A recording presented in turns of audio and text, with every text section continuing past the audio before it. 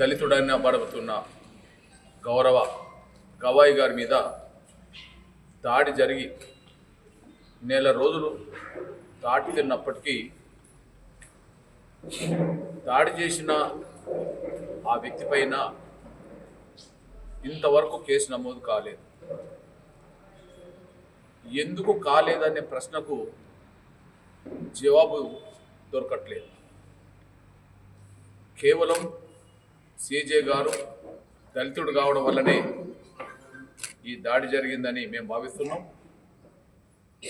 దాడి చేసిన ఆ నిందితుడి మీద చట్టపరమైన చర్యలు తీసుకోవడంలో విఫలం కావడానికి కూడా దాడి గురైన వ్యక్తి దళితుడు కావడం వల్లనే వ్యవస్థలన్నీ మౌనంగా ఉన్నాయని చెప్పి మేము భావిస్తున్నాం. ఇందుకు నిరసనగా ఈ నెల 17న చెలో ఢిల్లీ పిలుపునిచ్చాం. ఒక ఎస్సీ చీఫ్ జస్టిస్ మీద దాడి చేస్తే వ్యవస్థలన్నీ ఎందుకు మౌనం ఉన్నాయో, చట్టపరమైన చర్యలు తీసుకోవడానికి ఎందుకు వెనుకాడుతున్నాయో జవాబు చెప్పే బాధ్యత వ్యవస్థలకు ఉన్నదని, ఖచ్చితంగా ఇది మా దళితుల ఆత్మగౌరవ పోరాటం అని, ఇది న్యాయ వ్యవస్థ గౌరవాన్ని నిలబెట్టే పోరాటం అని, రాజ్యాంగాన్ని నిలబెట్టుకునే ప్రయత్నం అనే విషయాన్ని మేము గుర్తు చేస్తూ 17న జరుగు చెలో ఢిల్లీ కార్యక్రమంలో న్యాయ వ్యవస్థ మీద గౌరవం ఉన్న ప్రతి ఒక్కరూ, దళితుల ఆత్మగౌరవాన్ని చాటాలని ప్రతి ఒక్కరూ, రాజ్యాంగాన్ని కాపాడుకోవాలని ప్రతి ఒక్కరూ రేపు చెలో ఢిల్లీ కార్యక్రమంలో పాల్గొనాలని పిలుపునిస్తున్నాం. ఇక్కడ వ్యవస్థలు ఎందుకు విఫలమైనాయి అనుకున్నప్పుడు ఖచ్చితంగా సీజే గారు దళితుడు కావడం వల్లనే వ్యవస్థలు మౌనంగా ఉన్నాయి. పోలీసులు కేసు పెట్టాలి, వాళ్ళు పెట్టలేదు. అదే సమయంలో మానవ హక్కుల కమిషన్ సుమోటోగా తీసుకోవాలి, వాళ్ళు తీసుకోలేదు. న్యాయ వ్యవస్థ దాడి చేసిన వ్యక్తి మీద కోర్టు ధిక్కరణ కేసు పెట్టవచ్చు, వాళ్ళు పెట్టలేదు. అంటే ప్రతి వ్యవస్థకు చట్టబద్ధమైన అధికారాలు ఉన్నాయి. పోలీసులు దాడికి గురైన సమయంలో బాధితుడు మాత్రమే కేసు పెట్టాల్సిన అవసరం లేదు. బహిరంగంగా దాడికి గురైన, ఆ దాడి గురైనట్టుగా వార్తలున్నా ఖచ్చితంగా సుమోటో కేసుగా నమోదు చేసుకునే అధికారం పోలీస్ యంత్రాంగానికి ఉంది. ఈ మధ్యలో అట్లనే రియాజ్ కుటుంబం సంబంధించిన వాళ్ళు వచ్చి మానవ హక్కుల కమిషన్ ఫిర్యాదు చేయలే. ఎన్కౌంటర్ గురైన రియాజ్ కుటుంబం వచ్చి మానవ హక్కుల కమిషన్ ఫిర్యాదు చేయలే. కేవలం పేపర్లను ఆధారం చేసుకొని మానవ హక్కుల కమిషన్ ఆడ సుమోటో కేసు నమోదు చేసింది. ఒక హైకోర్టు జడ్జితో వాదించినందుకే హైకోర్టు లాయర్ మీద చర్య తీసుకోవడం జరిగింది. కానీ సుప్రీంకోర్టు చీఫ్ జస్టిస్ మీద దాడి చేసిన చర్య తీసుకోవడం లేదు. దీన్ని బట్టి కేవలం ఒక ఉన్నత స్థాయిలో ఉన్న న్యాయ వ్యవస్థ కోర్టు ధిక్కరణ కేసు పెట్టినప్పుడు ఇక సామాన్య దళితుల పరిస్థితి ఏంటని చెప్పి ఆందోళన దేశవ్యాప్తంగా ఉన్న సమయంలోనే ఆ ఆందోళనకు ఒక రూపం ఇవ్వడానికి, ఆవేదనకు ఒక రూపం ఇవ్వడానికే చెలో ఢిల్లీ కార్యక్రమాన్ని ఈ నెల 17న పెట్టడం జరిగింది. ఆ చెలో ఢిల్లీ కార్యక్రమానికి దళితులే కాకుండా ప్రజాస్వామిక శక్తులు, న్యాయ వ్యవస్థ స్వతంత్రతను కాపాడే ప్రతి ఒక్కరూ, రాజ్యాంగ స్ఫూర్తిని నిలబెట్టుకోని ప్రతి ఒక్కరూ చెలో ఢిల్లీ కార్యక్రమంలో 17న జరుగు చెలో ఢిల్లీ కార్యక్రమంలో అందరూ భాగస్వాములు కావాల్సిందిగా నేను విజ్ఞప్తి చేస్తున్నా, పిలుపునిస్తున్నాను. ఎన్నికల కమిషన్కు విరుద్ధంగా, ఎన్నికల కమిషన్ ఆదేశాలు ధిక్కరించే విధంగా మొన్న బీహార్లో ఒక బహిరంగ సభలో ప్రకటన చేశాడు. పోలింగ్ బూత్లకు పేద ప్రజల్ని రానివ్వద్దని చెప్పి, వాళ్ళని ఓటును వినియోగించుకునే హక్కును ఇవ్వద్దని చెప్పి ఒక బహిరంగ ప్రకటన చేస్తే దీన్ని అన్ని రాజకీయ పక్షాలు బహిరంగంగానే ఖండించినాయి. ఇది ఎన్నికల కమిషన్ అధికారాలను అవమానించడం, అధికారాలను లెక్క చేయకుండానే ఇది జరిగింది కాబట్టి ఆయన మీద చర్యలు తీసుకోవాలని చెప్పి అన్ని రాజకీయ పార్టీలు మాట్లాడినాయి. ఎవరు కేసు పెట్టకపోయినా కేంద్ర మంత్రి మాట్లాడిన మాటల్ని సాక్ష్యాధారాలతో చూసుకున్న తర్వాత పాట్నా పోలీసులే కేంద్ర మంత్రి మీద నమోదు చేయడం జరిగింది. ఇక్కడ ఫిర్యాదు ఎవరు చేయలేదు. కేంద్ర మంత్రి మీద పాట్నా పోలీసులే పేపర్లో వచ్చిన వార్తల్ని ఆయన మాట్లాడిన విషయాన్ని గమనించి స్వతహాగా పోలీసులే కేసు పెట్టడం జరిగింది. ఇక్కడ ఒక కేంద్ర మంత్రివి ఎన్నికల బహిరంగ సభలో మాట్లాడితేనే అది ఎన్నికల కమిషన్ నిర్ణయాన్ని ధిక్కరించినట్టయిందని చెప్పి పోలీసులే స్వతహా కేసు పెట్టినప్పుడు సుప్రీంకోర్టులోనే సీజే మీద ఊటుతో దాడి చేస్తే మరి సుప్రీంకోర్టు ప్రాంగణంలో ఉండబడే పోలీసులు ఎందుకు కేసు పెట్టలేదనే ప్రశ్నకు ఇంతవరకు జవాబు రాలేదు. కేవలం సీజే గారు దళితుడు కావడం వల్లనే ఆడ పోలీసులు మౌనంగా ఉన్నారని మేము భావిస్తున్నాం. అంటే వ్యవస్థ మౌనంగా ఉన్నదని భావిస్తున్నాం. రెండోది మానవ హక్కుల కమిషన్. మోడీ గారితో పాటు అందరూ ఖండించారు. ఖండించని వాళ్ళు ఎవరు లేరు. పోలీసు వ్యవస్థ కేసు పెట్టలేదన్నారు. ఏ వ్యవస్థకు ఆ వ్యవస్థ పనిచేయాల్సిందే కదా నేను అడుగుతున్నాను. ఇప్పుడు మోడీ గారు ప్రధానమంత్రి గారు అన్నారు, ఏమన్నాడు?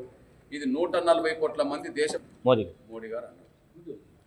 నేను అడుగుతున్న ప్రశ్న ఏంటంటే 140 కోట్ల మంది దేశ ప్రజలు అగ్రహానికి గురి చేసినంత సంఘటన మీద కేసు ఎందుకు పెట్టలేదని చెప్పి పోలీసు వ్యవస్థను అడుగుతున్నాను. ప్రధానమంత్రి మాట్లాడలేదా? నంబర్ 1. ప్రతిపక్షం ఉన్నది. ఎవరు? సోనియా గాంధీ గారు, రాహుల్ గాంధీ గారు, మన మల్లికార్జున ఖార్గే గారు ఉన్నారు. వాళ్ళు ఏమన్నారు? ఇది రాజ్యాంగం మీద న్యాయ వ్యవస్థ మీదనే జరిగిన దాడి అని వాళ్ళు చెప్పారు.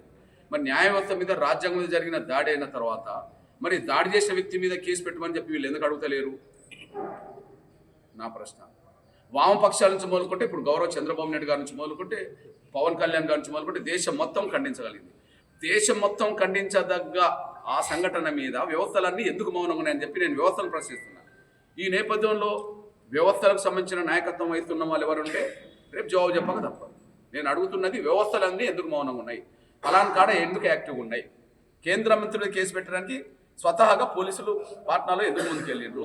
రాజస్థాన్ ఆ మహిళలు చూడండి, వాళ్ళు కనీసం మగవాళ్ళకు ముఖాలు కూడా చూపించలేరు, అంత వెనుకబాటులో ఆ కుటుంబాన్ని నేను పరామర్శించి రావాల్సి వచ్చేసింది. విషయం చెప్తున్నాను.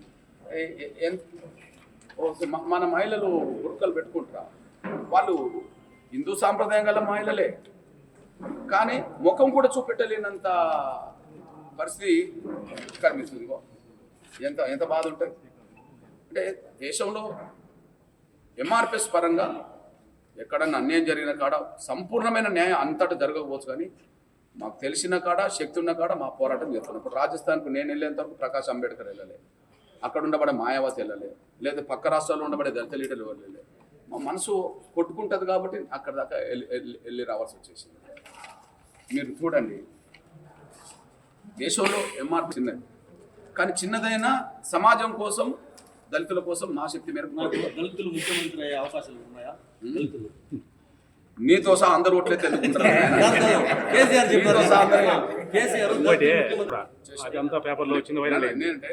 ఎక్కడన్నా సంఘటన జరిగేది అవమానం అని భావించుకున్నప్పుడు జరిగింది. ఇప్పుడు నేను అన్ని చోట్లకు వెళ్ళేంత సమయం ఉండకపోతే అది ఇంపార్టెంట్. ఇప్పుడు నేను బండ్లగూడలో జరిగింది వెంటనే ఎవరన్నా కానీ ఇప్పుడు అట్లా అనుకుంటే నిన్న దాడి గురైంది ఎవరు? మాదిగలే, కానీ వాళ్ళు వైసీపీ మాదిగల అన్నారు. నేను అన్న అందరు వాళ్ళు వైసీపీ మాదిగల, వాళ్ళు కాంగ్రెస్ మాదిగల, వాళ్ళు టీడీపీ మాదిగల, వాళ్ళు బీజేపీ నాకెందుకు? వాళ్ళు దాడి గురైంది నిజమా కాదా? ఎదటోళ్ళు దాడి చేసింది వాస్తవమా కాదా? అదే నేను చూసుకోవాలి. కానీ వీళ్ళు ఈ పార్టీ ఆ పార్టీ అని చెప్పి నేను ఒక పార్టీ కోసం లేను కదా. అన్యాయం జరిగిన వర్గాల కోసం మనం అంత మాత్రం పోషిస్తాం. సంపూర్ణమైన అవగాహన లేకపోవడం వల్ల ఈ ప్రశ్న వచ్చాయి. సాక్ష్యం చెప్తున్నాను. ఈ దేశంలో అందరు ఖండించారు ఆ సంఘటనను. 6వ తారీఖు నాడు జరిగితే 6వ తారీఖు నాడు అన్ని దేశవ్యాప్తంగా అందరూ ఖండించారు. నాకు ప్రతి ఒక్కరిది ఉంటుంది, అందరూ ఖండించారు. మండల స్థాయిలో జిల్లా స్థాయిలో ఖండించారు. తోటి న్యాయమూర్తులు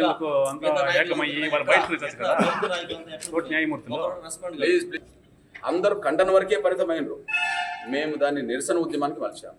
ఈ దేశంలో ఒక నిరసన ఉద్యమానికి పిలుపునిచ్చింది ఎవరన్నా ఉంటే ఎంఆర్పిఎస్ మాత్రమే పిలుపునిచ్చింది. సాక్ష్యం, మేము అన్ని జిల్లా కలెక్టర్ కార్యాలయం ముందు ధర్నాలు పిలుపునిచ్చాము.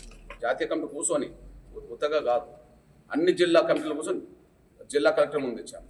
వీలైన మేరకు మన శక్తి ఎక్కడ ఉంటే అక్కడ మండలాల ముందు కూడా ధర్నాలు చేయమన్నాం. 3వ స్టెప్గా హైదరాబాద్లో ఒక భారీ ర్యాలీ 40 నుంచి 50 వేల మందితో మొన్న నిరసన ర్యాలీ చేశాం. 2 రోజుల కిందట నవంబర్ 1కి ఇంత షార్ట్ పీరియడ్లో ఒక 40-50 వేల మందితో దేశంలో ఎక్కడ కూడా ఒక నిరసన వ్యక్తం కాకపోతే భారీ బహిరంగ సభ నిరసన సభ హైదరాబాద్లో చెప్పాను, దేశంలో జరిగింది. ఇప్పుడు హైదరాబాద్ తర్వాత మేము ఎక్కడికి వెళ్ళాలి? ఢిల్లీలో మా నిరసన వ్యక్తం చేయాలి. ఇప్పుడు ఢిల్లీకి వెళ్తున్నాం. అంటే గల్లీలో చేశాం, ఢిల్లీలో చేయబోతున్నాం. అందువల్ల అందరూ ఖండన వరకు పరితం అవుతే మేము ఖండన వరకే పరితం కాలేదు. మా శక్తి మేరకు దీన్ని ఒక నిరసన ఉద్యమంగా మార్చాలని చెప్పి ముందుకెళ్తున్నాం. దేశవ్యాప్తంగా దళిత న్యాయవాదులు కావచ్చు, దళిత న్యాయమూర్తులు కావచ్చు, ఎందుకని బహిష్కరించకూడదు? బహిష్కరించి వాళ్ళు దాన్ని ప్రొటెస్ట్ ఎక్కువ చేయవచ్చు కదా. ఎవరు ఈ విషయం మీద ఎవరు దేశంలో ఉండే దళిత న్యాయవాదులు, ఎస్పెషల్లీ వేరే కాస్ట్ వదిలేయండి, దాన్ని డైరెక్ట్గా చెప్పారు కదా, దళితుడి వల్ల ఈ మాట జరిగింది కవాయి గారికి అన్నారు కదా. కనీసం దళిత న్యాయవాదులు కానీ న్యాయమూర్తులు కానీ ఆ కోర్టు విధుల్లో బహిష్కరించి వాళ్ళు ప్రొటెస్ట్ చేసింటే ఏమన్నా కొంచెం ఫలితం దక్కింటుంది. ఆ ఒక్క రోజు ఏది దాడి జరిగిన రోజు తెల్లారి మాత్రం ఈ దేశంలో ఉండబడే అన్ని కోర్టులలో ఒక నిరసన వ్యక్తమైంది.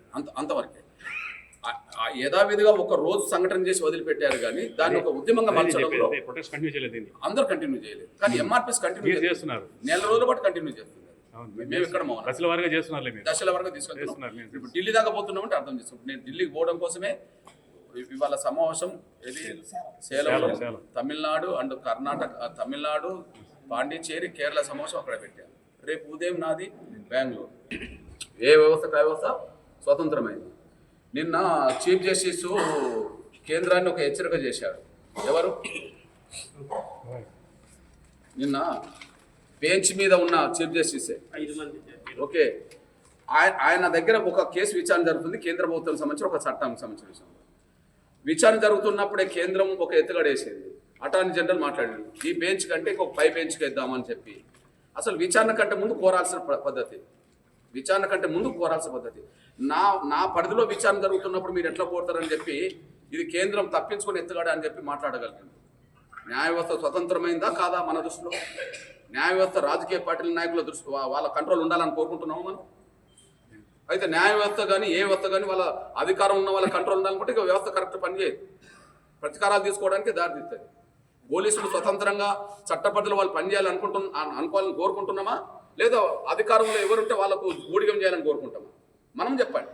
ఏ వ్యవస్థ వ్యవస్థ స్వతంత్రమైందని నేను భావిస్తున్నా. మనం కాదని చెప్తామా? అయితే దళితుల మీద దాడులు ఎక్కువ అయింది. ఈ బీజేపీ అంటే కూటమి ప్రభుత్వం కానీ బీజేపీ పాలన కూడా ఎక్కువ అవుతుంది. దాని మీద మీరు ఎక్కువ తక్కువ గురించి మాట్లాడద్దు. ఈ దేశంలో నేను చెప్తున్నా, నేను దళితులకు చెప్తున్నా. కారంచోడు జరిగింది, చుండూరు జరిగింది, వెంపెంట జరిగింది, ఇప్పుడు జరుగుతున్నాయి, మొన్న జరిగినాయి. పాలకులు ఎవరైనా మా దళితుల మీద జరుగుతున్న దాడులు ఆగట్లేదనే దానికి అందరం ఒప్పుకుందాం. ఒకనాడు మేము చిన్న వయసులో ఉన్నప్పుడు కారంచేడు జరిగింది, 40 ఏళ్ళ క్రితం. కొద్దిగా మాకు స్పృహ వచ్చే సమయానికి చుండూరు జరిగింది. మేము ఉద్యమం చేసే సమయానికి శ్రీకాకుళం జిల్లా లక్ష్మీపేట జరిగింది. దేశం మొత్తం జరుగుతున్నది. మా దళిత శక్తులు మరింత ఐక్యంగా ఉండాలి, మా దళిత శక్తులు మరింత పొటం చేయాలనే కాడ నేను ఒప్పుకుంటాను. ఇప్పుడు ఆ ప్రయత్నంలో నిన్న ప్రకాశం జిల్లా ఒక ఊర్లో ఒక రెడ్డి సామాజిక వర్గం సంబంధించిన వాళ్ళు దళితుల మాదిగల మీద దాడి చేశారు. నేను నిన్న అక్కడ ఉండాలి. నేను ఎక్కడ? సేలంలో ఉన్నాను. సేలంలో ఉన్నదాన్ని వాయిదేసుకొని దాడి గురి అయిన కాడికి వెళ్ళాల్సి వచ్చేది. ఇవాళ సేలం వెళ్తున్నా, కానీ నిన్న నాది సేలం, ఇవాళ నాది బెంగళూరు ఉండాలి, కానీ రేపు నేను బెంగళూరు పెట్టుకున్నాను. ఎక్కడికి వెళ్ళాను? నిన్న ఒక ఊర్లో మాదిగ కుటుంబం మీద రెడ్డి కులస్తులు అందరూ బహిరంగ దాడి చేశారు. ఆ దాడిని ఖండిస్తూ హాస్పిటల్ దగ్గరికి వెళ్ళి వస్తున్నాను. నేను గల్లీలో జరిగిన, ఢిల్లీలో జరిగిన ఎంఆర్పిఎస్ తమ వంతు పాత్ర నిరసన కార్యక్రమం చేపట్టే కాడ నిలబడుతూ ముందుకెళ్తాం. ఇప్పుడు గవాయి ఘటన జరిగి ఎన్ని రోజులైంది? ఇన్ని రోజులు మీరు ఎక్కడ ఉన్నారు? మీరు పత్రికలో సంబంధించిన సోదరులు నెక్స్ట్ స్టెప్ ఏం చేయబోతారు? వర్గీకరణ విషయం మీద వర్గీకరణ తమిళనాడులో అమలు జరుగుతుంది, ఆంధ్రప్రదేశ్లో అమలు జరుగుతుంది, తెలంగాణలో అమలు జరుగుతుంది, కర్ణాటకలో అమలు జరుగుతుంది, సౌత్లో క్లియర్ అయిపోయింది. ఇప్పుడు మా ఎజెండా కొంత మహారాష్ట్రలో ఉన్నది. రేపు మహారాష్ట్రలో 2 విషయాలు చర్చించడానికి వెళ్తున్నా. ఒకటి వర్గీకరణ విషయం, 2 చెలో ఢిల్లీ కార్యక్రమానికి సంబంధించిన విషయంలో. చుట్టుపక్కల రాష్ట్రాలు పంజాబ్ వర్గీకరణ అంటున్నారు. రాజ్యాంగ అమలు గురించి మీరు ఎంతవరకు మాట్లాడుతున్నారు? రాజ్యాంగ అమలు గురించి, రాజ్యాంగము అమలు చేయడంలో పూర్తిగా పాలకులు పక్కన పెడుతున్నారు. అంటే దళితులు కడుపు కొట్టే పని చేస్తున్న శక్తి మేరకు ఏ అంశాల మీద దృష్టి పెట్టి పోరాటం చేయాలో ఆ అంశాల కాడ రాజు లేకుండా పోరాటం చేస్తున్నారు. నాకు తెలిసి ఈ దేశంలో ఒక కుల సంఘంగా పేరుపడ్డ ఎంఆర్పిఎస్ సమాజం కోసం చేసే ఉద్యమాలు ఎన్నో ఫలితాలు ఇచ్చినాయి. ఇప్పుడు మన అందరి దగ్గర ఉన్నాయి, ఆరోగ్యశ్రీ కార్డు ఉన్నాయి. ఎంఆర్పిఎస్ 2004లో చేసిన గుండె జబ్బుల పిల్లల ఉద్యమ ఫలితమే రాజీవ్ ఆరోగ్యశ్రీ పథకం. ఇవాళ తెలుగు రాష్ట్రాల్లో వికలాంగులకు పెన్షన్ భారతదేశం లెక్క లేదు, అంత పెన్షన్ 2 తెలుగు రాష్ట్రాలు అమలు జరుగుతుంది. వికలాంగులకు ఇక్కడ 6,000, కొంతమందికి అయితే 15,000 పెన్షన్ అమలు జరుగుతుంది. ఇది తెలంగాణలో లేదా ఆంధ్రప్రదేశ్లో. ఎక్కడ ఇప్పటికీ 1,000 రూపాయలు దాటలే పెన్షన్. వాళ్ళకు 4,000 నుంచి 6,000, 15,000 దాకా పెన్షన్ ఉంటుంది. దాని గురించి పోరాటం చేసింది ఎవరు? కుల సంఘంగా పిలువబడ్డ ఎంఆర్పిఎస్ఏ దాని గురించి పోరాటం చేసింది. వృద్ధుల విషయంలో, వితంతుల విషయంలో, ఇతరాతర విషయాల్లో కూడా ఎంఆర్పిఎస్ అంటే ఎంఆర్పిఎస్ సమాజంలో ఉండబడే పేద వర్గాల పట్ల ఏ అంశం తీసుకుంటే కొంత న్యాయం జరుగుతుందో, ఒక పక్క వర్గీకరణ గురించి పోరాటం చేస్తూనే సమాజంలో ఉండబడే పేద వర్గాల సమస్యలు కూడా దృష్టి పెట్టి ముందుకు వెళ్తుంది. మా శక్తి మేరకు సమాజం పని చేస్తాం. ఇంకా చేయాల్సింది ఉంటే కూడా భవిష్యత్తులో శక్తిని కూడా కట్టుకొని చేస్తాం. ఒక ఉప ఎన్నికల కాడ నేను నాకు కాన్సన్ట్రేట్ చేయడం కంటే దేశంలో జరుగుతున్న అవమానంగా మాట్లాడడానికే నేను తిరుగుతున్నా. నాకు అది పట్టింపే లేదు. గెలితేంది ఓడిపోతుంది, ఎవరు గెలితేంది అక్కడ మాకు సమస్య లేదు. ఇక్కడ దేశంలో ఒక ఆందోళనకరమైన సమస్య ఉన్నది కాబట్టి నేను తిరుగుతున్నాను. అక్కడ పట్టుకొని ఉండలేము. మొన్న మానవ హక్కుల కమిషన్ అధికారాల గురించి మాట్లాడుతున్నాను నేను. మొన్న తెలంగాణలో ఒక రౌడీ షీటర్ ఎన్కౌంటర్ గురయ్యాడు. తెలంగాణలో ఒక రౌడీ షీటర్ రియాజ్ అనేటైన ఎన్కౌంటర్ గురయ్యాడు. ఆయన అంతకుముందు 3 రోజుల ముందే ఒక పోలీస్ కానిస్టేబుల్ నిజామాబాద్లో చంపాడు. ఆయన మీద 40 క్రిమినల్ కేసులు ఉన్నాయి. ఆయన రౌడీ షీటర్. ఆయనను అరెస్ట్ చేస్తున్న క్రమంలో పోలీసుల తుపాకీ లాక్కున్నాడనే పేరుతో ఆయనను కాల్చిపారేశారు. అది తప్ప ఒప్ప ఒక విషయం ఉన్నది. కానీ వెంటనే మానవ హక్కుల కమిషన్ స్పందించి సుమోటో కేసు తీసుకున్నది. మానవ హక్కుల కమిషన్ స్పందించి సుమోటో కేసు తీసుకున్నది. మీ కస్టడీలో ఉన్న వ్యక్తిని ఎట్లా కాల్చి చంపుతారని చెప్పి పోలీసుల మీదనే కేసు పెట్టడం జరిగింది. అంటే మానవ హక్కుల కమిషన్కు సంపూర్ణమైన అధికారాలు ఉన్నాయని, పేపర్లో వచ్చిన వార్తలను ఆధారం చేసుకొని కేసు పెట్టే అధికారం ఉన్నదని చెప్పి స్పష్టం చేసింది. ఇక్కడ రౌడీ షీటర్ షేక్ రియాజ్ ఎన్కౌంటర్ను రాష్ట్ర మానవ హక్కుల కమిషన్ సుమోటోగా తీసుకుంది. ఆధారాలు ఏంటిని? పలు పత్రికల్లో ప్రచురితమైన వార్తల ఆధారంగానే కేసు నమోదు చేసింది. అంటే పత్రికల్లో వచ్చిన వార్తలను ఆధారం చేసుకొని ఒక రౌడీ షీటర్ ఎన్కౌంటర్ అయితే కేసు నమోదు చేసింది కదా మానవ హక్కుల కమిషన్. మరి సుప్రీంకోర్టులో చీఫ్ జస్టిస్ మీద జరిగిన దాడి పేపర్లో రాలేదా, టీవీలో రాలేదా, ప్రపంచం చూడలేదా? ఎందుకు మానవ హక్కుల కమిషన్ మౌనం ఉన్నది? దానికి కారణం సీజే దళితుడు కావడం. 3వ విషయం, ఇక్కడ న్యాయ వ్యవస్థకు కోర్టు ధిక్కరణ కేసు పెట్టే అధికారం ఉంది. న్యాయ వ్యవస్థకు కోర్టు ధిక్కరణ కేసు నమోదు చేసే అధికారం ఉంది. విచారణ జరుగుతున్న సమయంలో ఎవరన్నా నినాదాలు ఇచ్చినా కూడా కోర్టు ధిక్కరణ కేసు నమోదవుతుంది. ఆ అధికారం కోర్టులకు ఉన్నది. మరి ఇక్కడ సుప్రీంకోర్టులోనే ఒక చీఫ్ జస్టిస్ బాస్. ఈ దేశ న్యాయ వ్యవస్థకు సుప్రీంకోర్టు బాస్ అవుతే సుప్రీంకోర్టుకు బాస్ చీఫ్ జస్టిసే. అతని మీదనే బహిరంగంగా దాడి చేస్తే కోర్టు ధిక్కరణ కేసు దాడి చేసిన వ్యక్తి మీద ఎందుకు పెట్టలేదు న్యాయ వ్యవస్థ? ఇక్కడ సీజే గారు దళితుడు కావడం వల్లనే కేసు పెట్టారు. దానికి సాక్ష్యం న్యాయ వ్యవస్థ గురించి మాట్లాడుతున్నారు. ఒక వారం రోజుల క్రితం, ఒక 10 రోజుల క్రితం జార్ఖండ్ హైకోర్టులో ఒక జడ్జితో లాయర్ వాగ్వాదానికి దిగాడు. విచారణ జరుగుతున్న సమయంలో ఒక హైకోర్టు జడ్జితో లాయర్ వాగ్వాదానికి దిగాడు. వాగ్వాదానికి దిగినందుకే లాయర్ మీద అక్కడ ధర్మాసనం ఒక తాటి మీదకి వచ్చి 5 జడ్జీలు వెంటనే కూడి, అంటే జడ్జిని అవమానకరంగా మాట్లాడిండు, కొంత బెదిరించినట్టుగా మాట్లాడిండు అని చెప్పి, కించపరిచినట్టుగా మాట్లాడిండని చెప్పి అక్కడ హైకోర్టు ధర్మాసనం లాయర్కు కేసు నమోదు, కోర్టు ధిక్కరణ కేసు నమోదు చేసింది. మనకు తమిళనాడు ఒక జస్టిస్ ఉండే కర్ణన్, తమిళనాడు ఒక హైకోర్టు జడ్జి కర్ణను దేశంలో న్యాయ వ్యవస్థలో దళితుల న్యాయవాదులకు, న్యాయమూర్తులకు న్యాయం జరగట్లేదు, అక్కడక్కడ వివక్ష జరుగుతుంది, అన్యాయం జరుగుతుందని చీఫ్ జస్టిస్కి ఒక లేఖ పెట్టినప్పుడు దేశంలో న్యాయ వ్యవస్థలోనే న్యాయం జరగట్లేదు దళితులకు అని చెప్పి చీఫ్ జస్టిస్కి ఒక లేఖ పెడితే ఆ లేఖను కోర్టు ధిక్కరణ కేసు కింద తీసుకున్నది. ఆ లేఖను కోర్టు ధిక్కరణ కేసుకి తీసుకొని ఆయనను వెంటాడి ఆయనను అరెస్ట్ చేసి 6 నెలలు జైలు పెట్టేసి. చరిత్ర సృష్టించినోడు ఇప్పుడు ఆ చరిత్రని తిరగరాయబోతున్నాడు. అబద్ధాల గోడల్ని బద్దలు కొట్టి నిజాలను రాగా మీ ముందుంచబోతున్నాడు. నిజమైన వార్తల కోసం వెంటనే డౌన్లోడ్ చేసుకోండి రా యాప్ని.